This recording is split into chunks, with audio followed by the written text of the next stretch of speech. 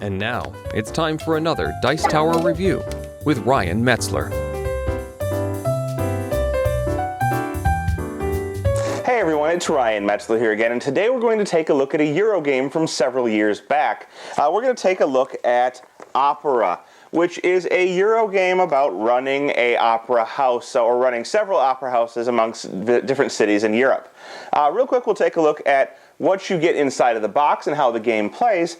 This game has been provided to me for review by the Board Game Exchange, so I do not have the box, but thanks to them for providing it. We'll take a look at what's in the box and how it plays, and then we'll come back and we'll get my final opinions on Opera. So here you can see Opera set up for a 4-player game. Now I'm going to cover the mechanics kind of loosely here, but and the different areas of the board. But basically what you're looking at over here is what's called the budget track. This is going to be central to determining the order in which players get to take turns. And at the beginning of each round, players are going to be able to take money from their supply. They'll have some money to start the game, and they're each going to secretly bid money in their hand and reveal it at the same time. And the amount of money bid there is going to determine where they go on this budget track. Basically, if you bid 8 money, you'll go up to 8. And you're going to do this in the order that you're at on the track starting with. So, for example, yellow, if they bid 8, would go up to 8. Then if blue also bid 8, they'd go up to 8 as well, next to yellow, but second in that position.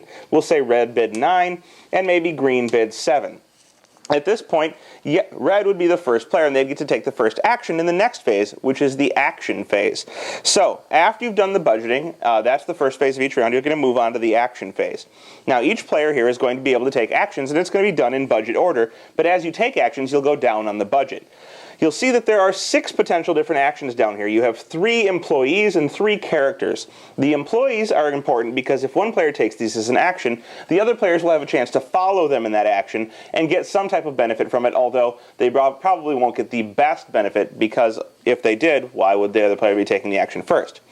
When you take an action, you're going to move down on the budget track, and you'll see there's numbers on each of these guys, 3, 2, 2, 2, 3, 4. If you use one of them, you move down that number on the budget track. So, for example, let's say that red here wanted to take the impresario. He would move down to 3 on the budget track, and he would flip his marker over to show that he's done there. At this point, he'd take this off of the board, and he would take the impresario action.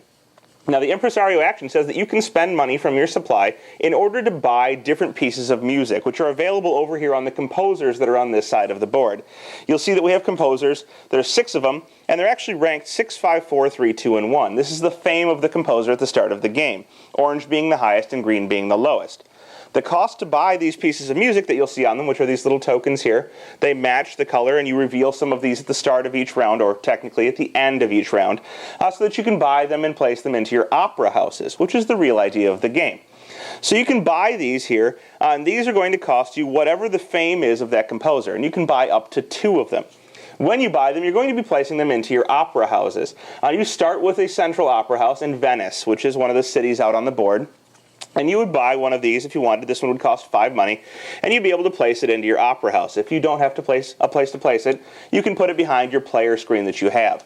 But you'll be able to put these in your opera houses, and they'll later either earn you income or points or both, or maybe you'll sell them before they do either. But you can buy up to 2 of these, and the cost is the fame amount, but in ducats. So you'll be able to spend those in order to get some music pieces into your opera halls. When you place them in opera halls, importantly, as your opera halls grow, for example, you can never have 2 pieces of music from the same person in the same opera hall because your people want diversity. But that's aside the point. That allows you to buy music.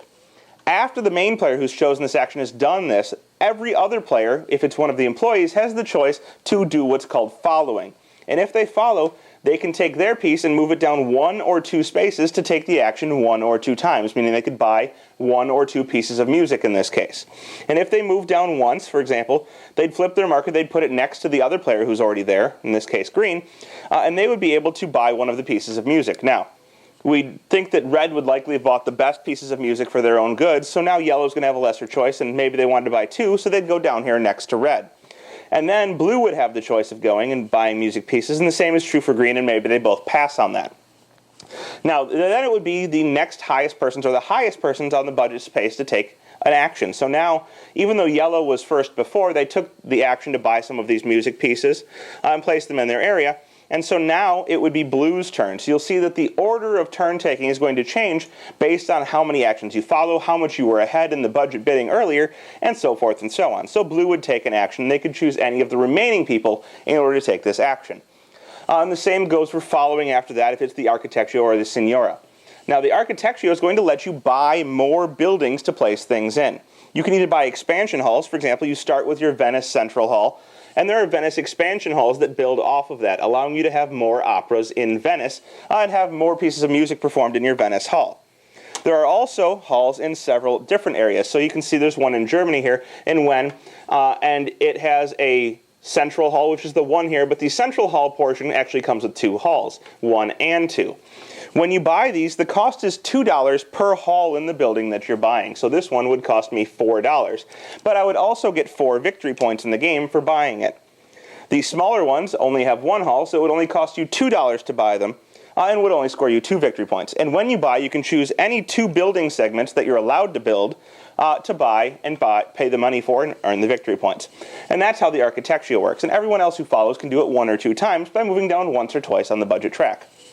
The Signora here is actually going to allow you to sell the pieces of music that you have.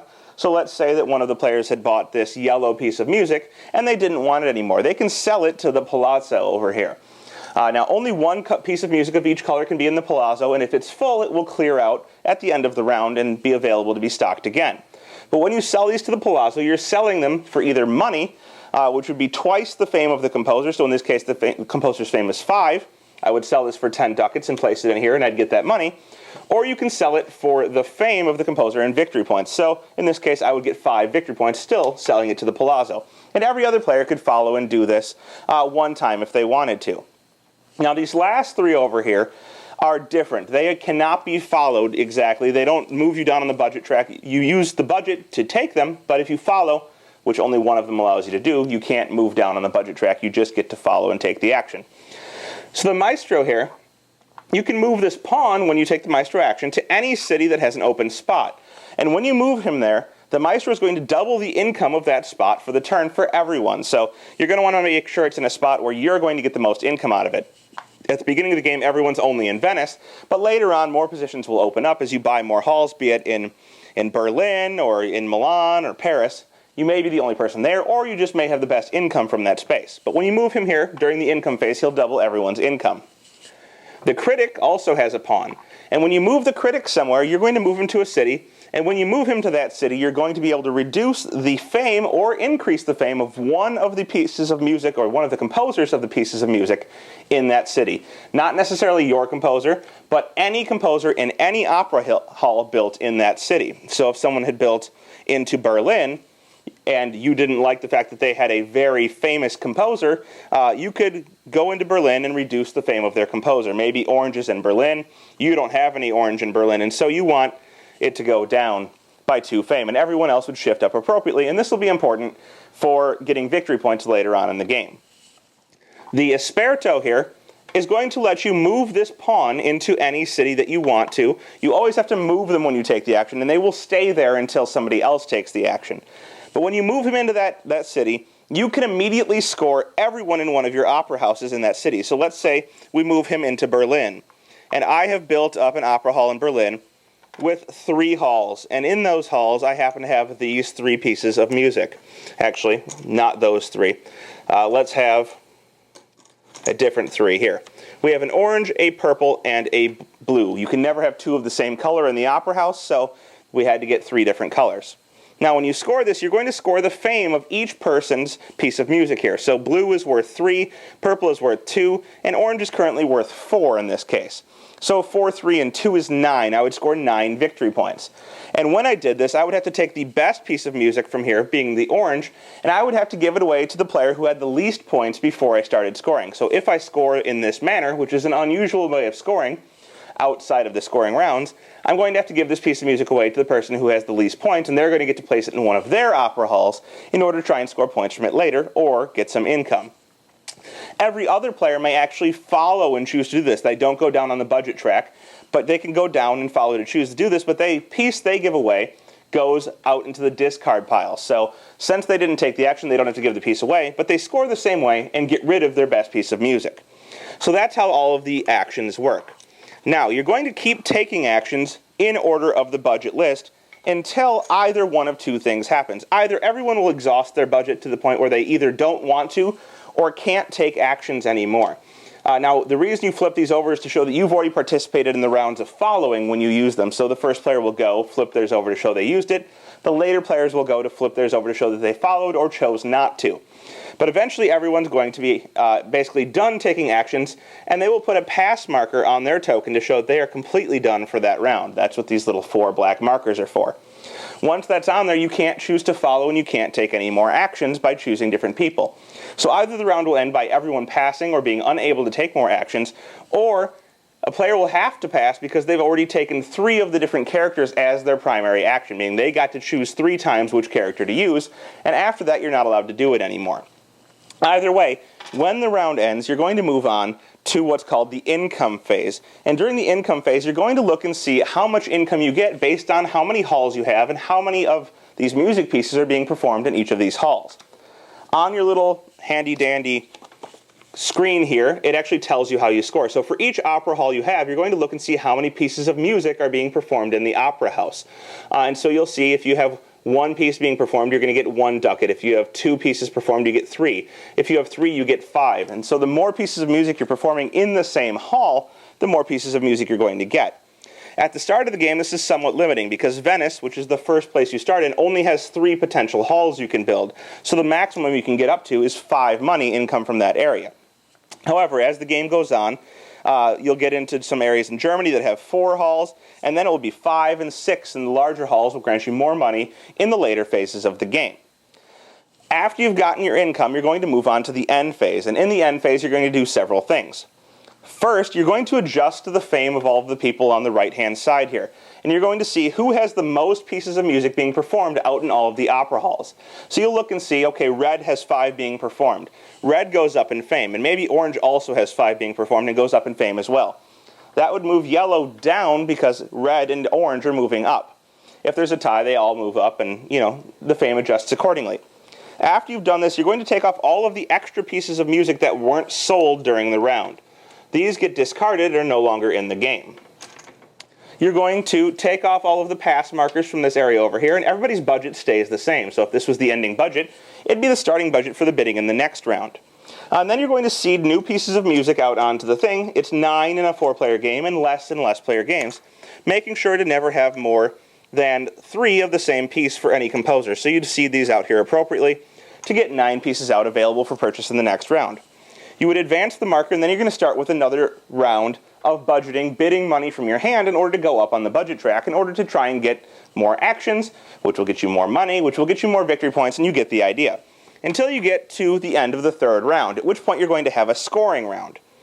Now, in scoring rounds, you're only going to score for the main hall in any of your opera houses. So you'll see that each hall has a little 1 in it, and it has a red little square in it to show you it's the main hall. When you get this, you're going to score the main hall in this era, and you're going to score based on the composer or the piece of music that's being performed in all of those halls. So you'll see if you had an orange in your main hall, you're going to get 5 points at this point because orange is worth 5 fame. And that would move you up.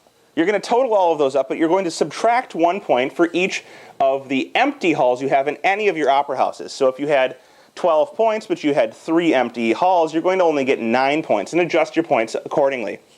In each of these scoring rounds, which there are 3 in the game, there is a special composer of the century who's worth extra points. And the first one here, you would see it's green. He gets 1 extra point if you score him. In the second, it would be yellow. He's worth 2 extra points. And in the 3rd scoring phase, it would be orange, worth 3 extra points per one of those that you have performed in a main hall. You're going to go through the game, scoring at these scoring points for 9 rounds, and whoever gets the most points by best getting the right composers, adjusting their fame, playing them out in the right opera houses, maybe selling some to the Palazzo, is going to be the winner.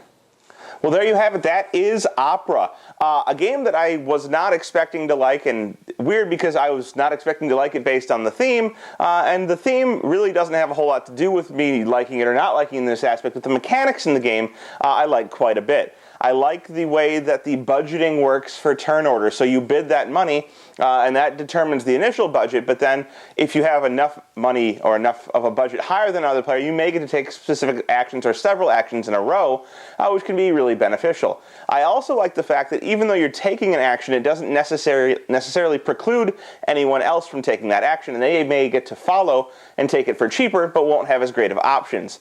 Now, maybe you don't want the best option, and you're actually waiting for a specific piece that your first player is not going to take.